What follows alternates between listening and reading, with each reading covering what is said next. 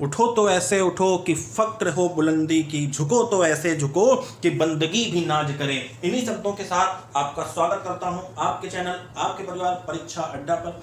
आइए हम अपना आज का टॉपिक देखते हैं। विभिन्न प्रकार के जोड़ों को हम पढ़ रहे थे और हम जान चुके थे कि प्रथम n प्राकृतिक संख्याओं का योग ये हम निकालना सीख लिए थे।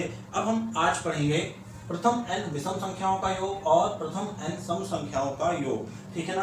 प्रथम n विषम संख्याओं का योग क्या होता है दोस्तों? n स्क्वायर होता है। प्रथम n सम संख्याओं का योग क्या होता है? तो आप कहेंगे n इंटू n प्लस 1 होता है। ये दोनों ही नियम आप याद रखिएगा। छोटे पेपरों में जो लेखपाल वगैरह के पेपर होते हैं, पुलिस के पेपर होते हैं, ग्रुप डी रेलवे के पेपर होते हैं, उनमें यहाँ से क्वेश्चन बन सकता है। ठीक है ना।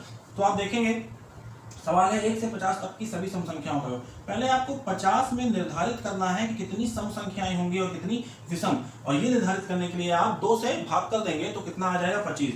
मतलब आपकी 25 सम संख्याएं हो गई और 25 विषम संख्याएं हो गई। आप चाहें तो इसको इस प्रकार से बांट सकते हैं कि 25 सम और 25 विषम। ठीक। पूछा क्या है? सम संख्याओं का योग। तो आपका क्या हो जाएगा? n प्लस 1 25, n प्लस 1 मतलब 25 प्लस 1 26। अब यहाँ से आंसर निकाल लेंगे कितना आ जाएगा? 25 छक्के 150, 0 15 से 25 2 50 और ठीक है, ये हो गया आपका आंसर। अगला क्वेश्चन देखेंगे आप 1 से 100 तक की विषम संख्याओं का योग। 100 को आप बांटेंगे 50 सम 50 विषम। विषम की बात कर रहा है तो देखिए विषम का फॉर्मूला क्या होता है? n square. तो 50 का स्क्वायर कर देंगे, आपका आ जाएगा आंसर 2500। ये तो हो गया आपका। लेकिन एक सवाल इसमें और बन सकता है, वो आप ध्यान देंगे इस तरह से। जैसे देखिए यहाँ पर 50 लिखा था, यहाँ पर भी सम संख्या थी, और यहाँ पर 100 था, यहाँ पर भी सम संख्या थी, तो आप बड़े ही आसानी से बांट लिए। मान लीजिए लिखा होता 75।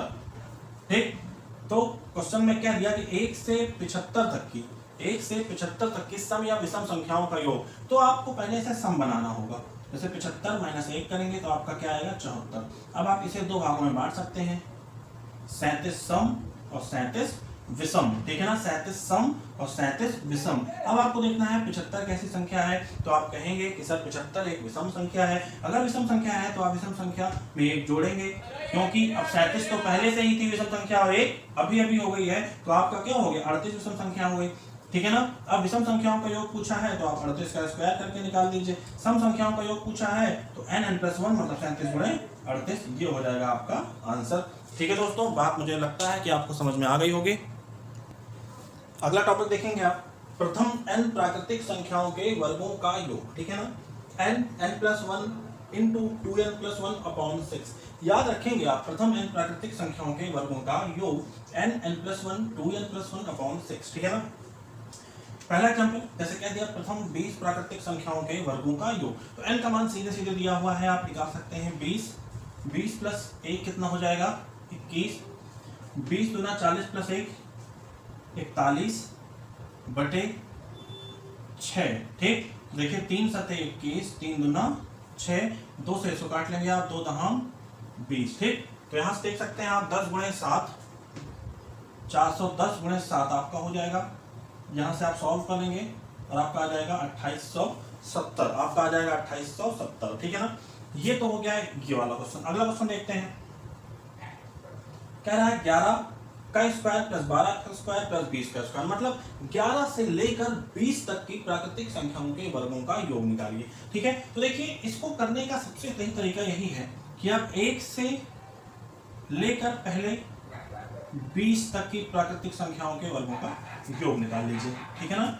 उसके बाद आप क्या करेंगे?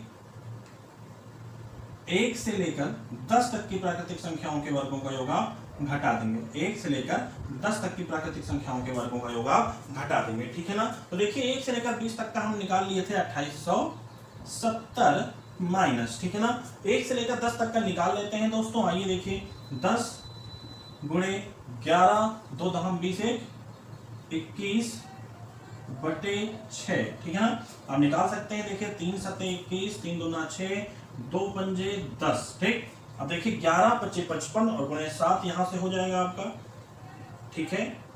11 पचे 55 और गुणे 7, 7 पचे 35, 5 3 7 पचे 35, 3 38, 2870 में से आप इसको घटा दीजिए, आपका आंसर निकल के सामने आ जाएगा। मैं उम्मीद करता हूं दोस्तों यहां तक तो आपको समझ में आ ही गया होगा। ठीक है। यहां तक कोई भी दिक्कत नहीं हुई होगी आपको।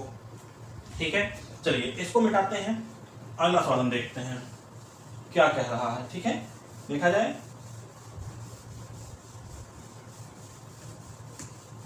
अगला है आपका प्रथम n सम या विषम संख्याओं के, प्रथम n सम या विषम प्राकृतिक संख्याओं के वर्गों का योग। देखिए इन दोनों ही फॉर्मूलों में बहुत कंफ्यूजन रहता है बच्चों को, इसीलिए ये दोनों फॉर्मूले, इन दोनों पे क्वेश्चन भी ज्यादा बनते हैं। ठीक है ना।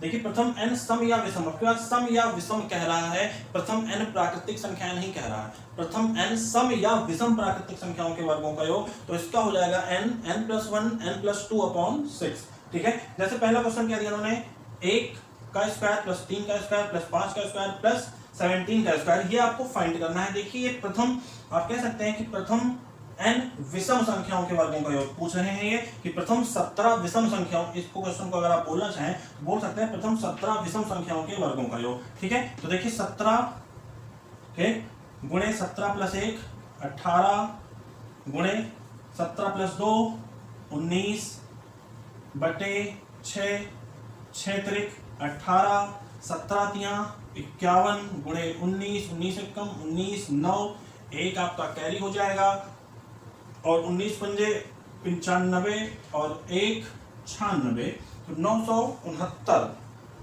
यहाँ पे आपका आंसर क्या आ रहा है, ठीक है ना, 969 ये हो गया आपका आंसर। सही है। अगला क्वेश्चन देखिए क्या कह रहा है। देखिए अगला क्वेश्चन देखिए, क्या आप बना पाएंगे, क्या आप समझ पाएंगे। अगला क्वेश्चन बहुत ध्यान से देखना है दोस्तों आपको। 1 + 9 + 5 + 49 + 81 + ... 441। देखिए अगर आप ध्यान से देखें, बच्चे फंसते हैं इस सवाल में, तो ये बन क्या रहा है, 1 का स्क्वायर प्लस 3 का स्क्वायर प्लस 5 का स्क्वायर प्लस 7 का स्क्वायर प्लस 9 का स्क्वायर प्लस ... अगर कहें आप तो प्लस 21 का स्क्वायर। ठीक है, ये बन रहा है। तो ये भी तो प्रथम 21 विषम संख्याओं का प्राकृतिक योग ही तो बन रहा है। इस क्वेश्चन की बात कर रहा हूं, देखिएगा।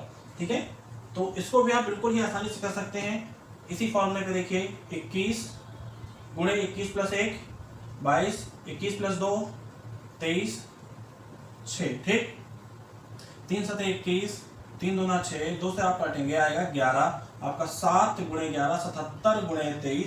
इसको आप लोग हल करेंगे तो आपका आंसर 1771 आ जाएगा, 1771 आ जाएगा। ठीक है ना। चलिए इस सवाल को भी आप लोग समझ गए होंगे, मैं उम्मीद करता हूँ पूरी तरह से। अगला सवाल देखते हैं दोस्तों।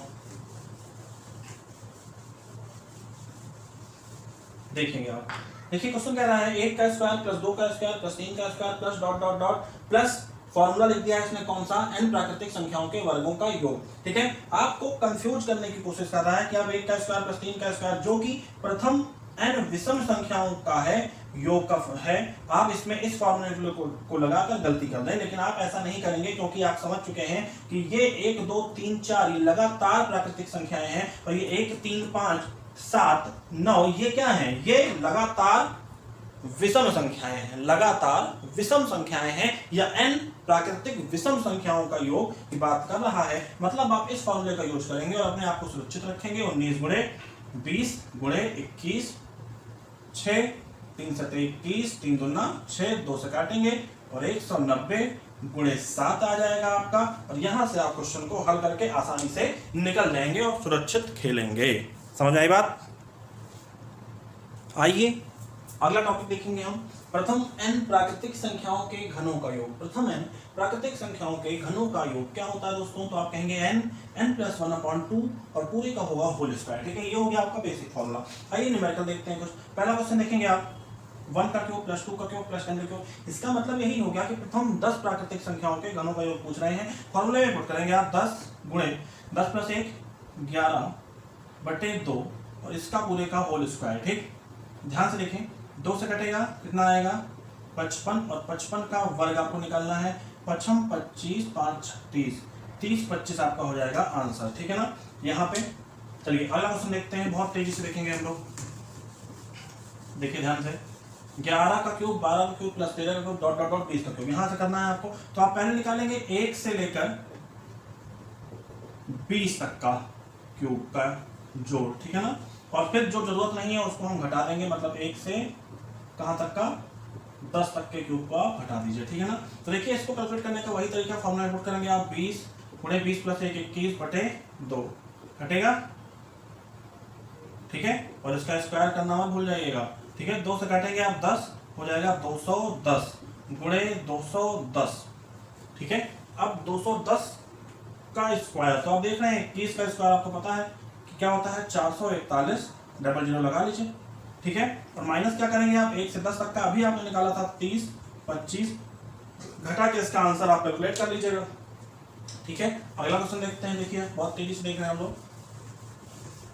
अगला क्वेश्चन है 1 का क्यूब, 11 का क्यूब, 12 का क्यूब प्लस 13 का क्यूब, और आपको जाना है 30 तक। तो ये क्वेश्चन आपके होमवर्क और है, ये क्वेश्चन आप करेंगे। ठीक है ना, बिल्कुल सेम इसी तरह से करना है। अगला क्वेश्चन देखेंगे आप, यदि 1 का क्यूब प्लस 2 का cube plus dot dot dot देख रहे हैं दोस्तों, तो आपको फाइंड क्या करना था, 0.11 का क्यूब प्लस 0.22 का cube plus dot dot dot 0.99 का क्यूब, ये आपको फाइंड करना है। ठीक है, तो देखिए यहाँ से आप क्या कॉमन ले सकते हैं, पॉइंट, ठीक, इसको कॉमन ले सकते हैं। अंदर क्या बचेगा, 1 का क्यूब, 2 का cube plus dot dot dot 9 का क्यूब, और इसकी जगह आप वैल्यू पुट कर सकते हैं 20, 25 गुणे 10.11 का क्यूब। ठीक है, 10.11 का क्यूब, 11 का क्यूब होता है 1331, 0.2 अंक पे लगा है तो 6 अंक की जरूरत है, आप बढ़ा लेंगे 0.00, 1331 गुणे 20, 25। ठीक है ना, इसका आप आंसर कैलकुलेट करके निकाल लेंगे।